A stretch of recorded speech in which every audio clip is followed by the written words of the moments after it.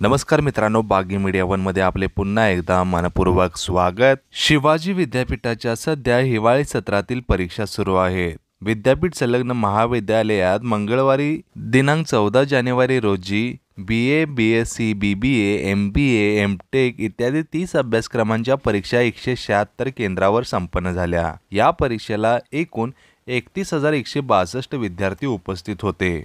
दिनांक 14 जानेवारी रोजी MA mass communication, diploma in Russian language, BSc, MSc nano science and technology, VBA या एकूण अभ्यासक्रमांचे इत्यादी अभ्यासक्रमांचे निकाल जाहीर झाले आहेत।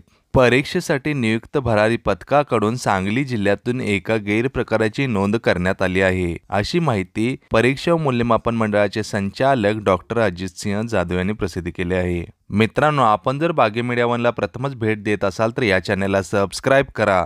आमच्या मार्फत तुम्हाला नवनवीन शैक्षणिक माहिती तसेच बातम्या कळतील।